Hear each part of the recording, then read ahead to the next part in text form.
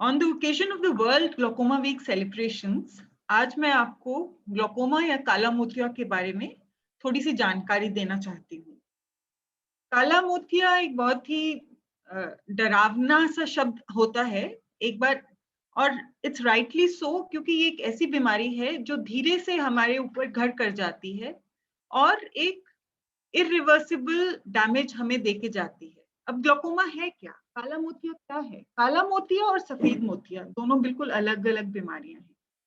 जो सफेद मोतिया होता है वो आंख की लेंस की सफेदी को कहते हैं, जो कि आसानी से ऑपरेशन से उपचारित हो जाती है। लेकिन काला मोतिया आंख की लेंस नहीं, आंख की लेंस की नस की बीमारी है। काला मोतिया एक ऐसी बीमारी है जो आंख की नस को धीरे-धीरे सुखा के हमें अंधेपन की तरफ बढ़ा देती है।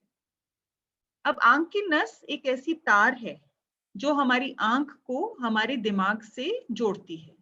हमारी आंख रूपी कैमरा इस दुनिया के जो दृश्य देखता है, उसकी जो इंफॉर्मेशन है वो जब तक दिमाग तक ना पहुंचे तब तक हम उसको ठीक से समझ नहीं पाएंगे। और इन दोनों भागों, हमारे शरीर के इन दो भागों को जोड़ने वाली जो तार है वो ऑप्टिक नर्व है। और ग्लोकोमा या काला मोतिया ऐसी बीमारी है जो इस नर्व को डैमेज कर देता है। और एक बार ये नर्व डैमेज हो जाती है तो ये डैमेज इरिवर्सिबल होता है, स्थायी डैमेज होता है। और इससे हमारी रोशनी धीरे-धीरे खत्म होती जाती है। इसका कोई उपचार नहीं है। मेरे कहने का मतलब है कि एक बार नस का जो डैमेज हो गया, लॉस हो गया, उसको दोबारा से हम रिवाइव नहीं कर सकते हैं। अब काला मोतिया क्यों होता है? ये एक सवाल है कि क्यों होता है, किसको होता है?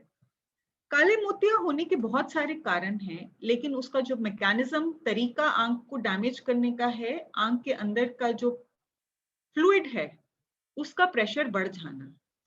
जैसे किसी बस या कार या साइकिल का टायर के अंदर थोड़ी सी हवा होती है जो उसको ठीक से चलाती है, उसी तरह हमारी आंख के अंदर एक फ्लूइड होता है जिसे हम एक्वस ह्यूमर कहते हैं, जो आंख का ही एक हिस्सा बनाता है। आंख का एक हिस्सा होता है जिसे कि हम सिलियरी बॉडी कहते हैं। यहाँ से ये फ्लूइड बनता है और ये फ्लूइड पूरी आंख को पोषण भी देता है, उसको ऑक्सीजन भी सप्लाई करता है। तो ये फ्लूइड बनना बहुत जरूरी है। पर क्योंकि ये लगातार बनता जा रहा है तो उसका आंख से बाहर बहने का भी एक रास्ता होता है, बहुत एक बड़ा कॉम्प्लेक्स नेटवर्क होता है। और ये हमेशा एक बैलेंस रहता है, कितना फ्लूइड बन रहा है और कितना फ्लूइड ड्रेन आउट हो रहा है। जब ये बैलेंस आपस इनका जो तालमेल गड़बड़ा जाता है, जब प्रोडक्शन ठीक रेट पे चलती रहती है लेकिन उसके निकलने का जरिया काफी स्लो हो जाता है, तो ये फ्लूइड आंख के अंदर भर के उसके वॉल्स को दबाने लगता है। और ऑप्टिक नर्व एक वीक पॉइंट है जो सबसे ज्यादा इससे प्रभावित होती है।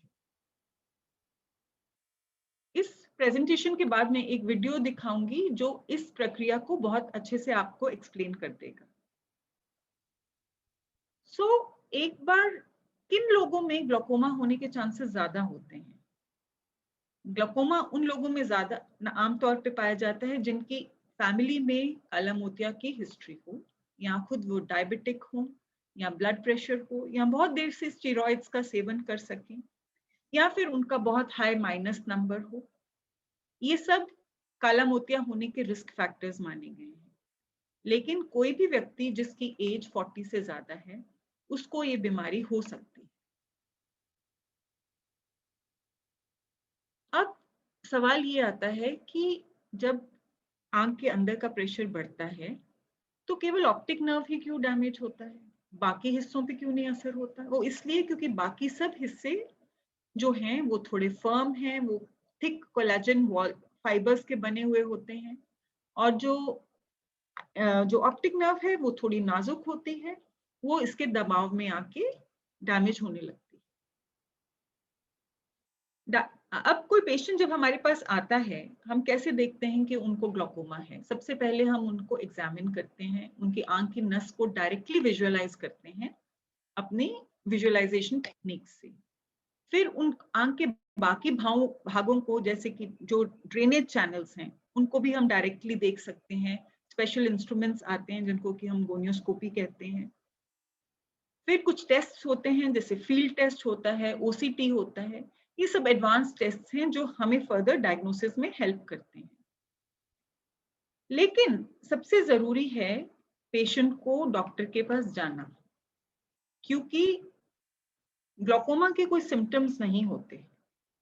आपको अगर ग्लोकोमा है, आपको मालूम नहीं चलेगा कि आपको ग्लोकोमा है, इसलिए क्योंकि जो अर्लीस्ट सिम्टम्स होते हैं वो होता है धीरे धीरे विजुअल फील्ड का छोटा होना। विजुअल फील्ड का माने है कि जब हम सामने देखते हैं तो भी हम आसपास की चीजों को महसूस कर सकते हैं, बता सकते हैं कि हमारे बगल में कौन खड़ा है, उसने कौन से रंग की शर्ट पहनी है, क्योंकि हमारी विजुअल फील्ड हमारे सामने और साइड्स तक फैली रहती है।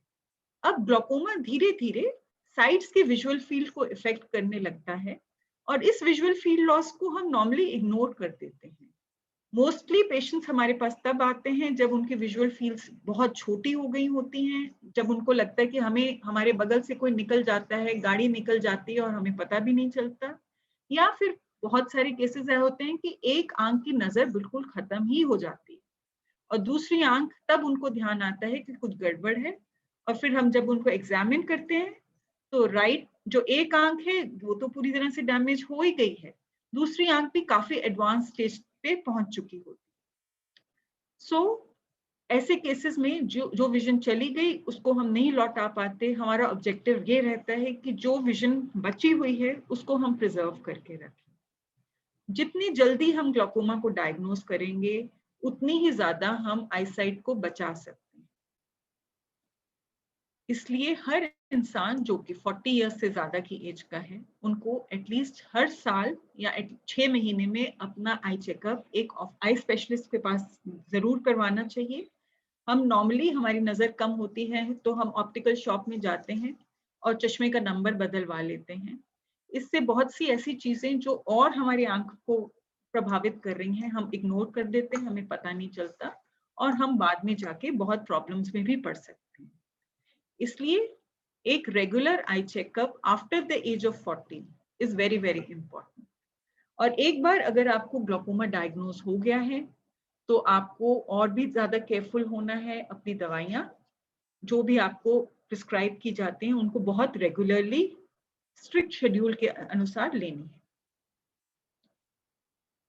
अब ये जो ट्रीटमेंट है ग्लोकोमा का ट्रीटमेंट, जैसे कि मैंने आपको बताया कि ग्लोकोमा का ट्रीटमेंट इन द सेंस कि अगर किसी की विजन जा चुकी है उसको लौटा नहीं सकते, हमारे ट्रीटमेंट का ऑब्जेक्टिव होता है preservation of vision.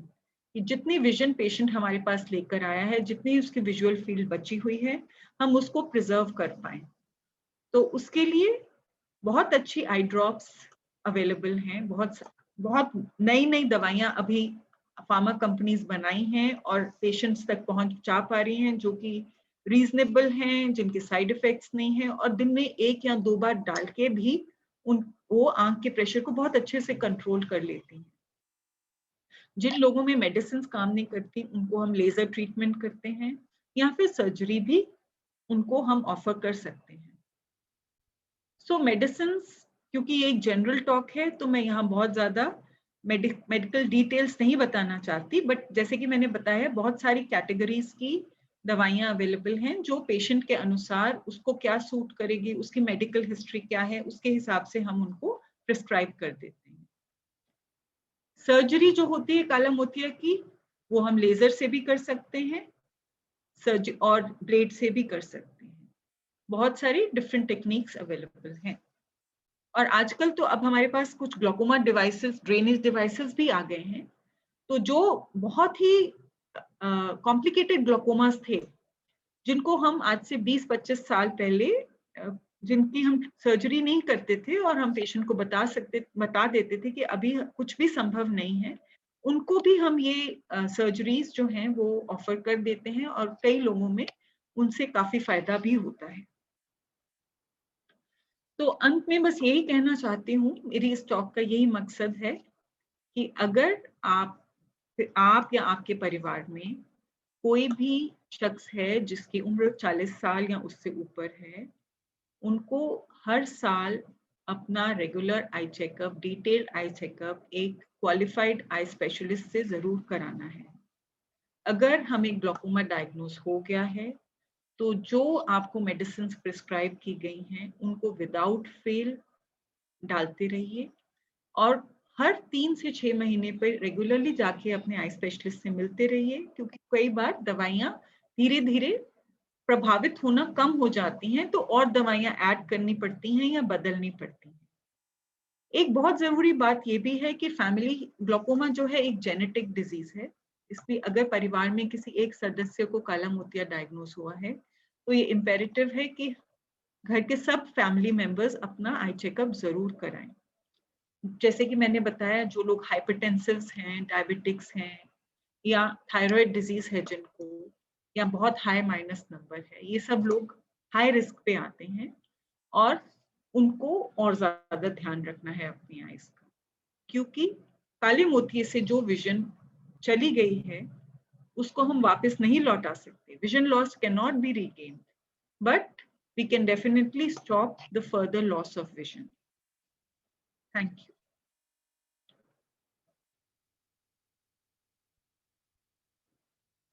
Now I would like to add the videos that we had earlier seen. So just please give me a minute.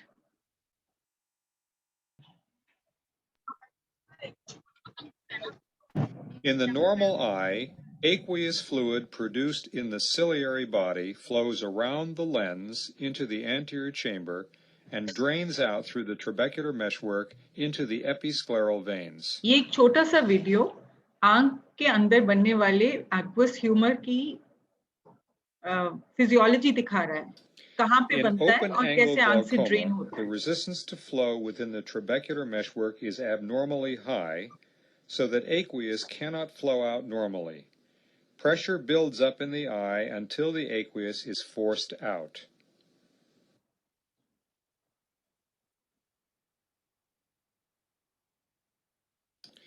Eye drops can reduce the resistance in the trabecular meshwork and allow aqueous to flow out at a normal intraocular pressure. But if the eye drops don't work, the only solution is to make a hole in the eye to allow the aqueous to bypass the high-resistance trabecular meshwork and filter out. This operation is called filtering surgery.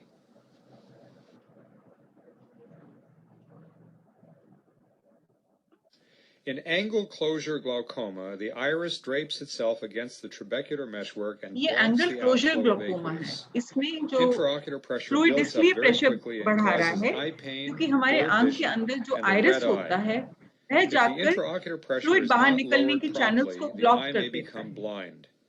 The solution is to burn a hole in the in peripheral part of the cases में iris हम with a laser कर laser. देते हैं Once that ताकि is जो done, the वो iris iris है drops away उसमें from एक the bypass meshwork and channel बन allows जाता aqueous to flow out. है, ये If this ब्लॉकेज रिमूव हो procedure is जाता है। not successful, filtering surgery may be necessary.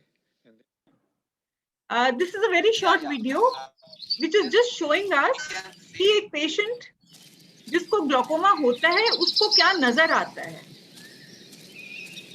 तो ये एक पेशेंट है जिसको अर्ली ग्लोकोमा है, उसे सब नजर आ रहा है, बस सामने एक छोटा सा काला धब्बा है और धीरे धीरे अगर आप नोटिस करें कि उसको साइड्स का जो देखना है वो कम होता जा रहा है। जैसे जैसे ग्लोकोमा एडवांस होता जा रहा है उसकी जो विजुअल फील्ड है वो छोटी होती जा रही है।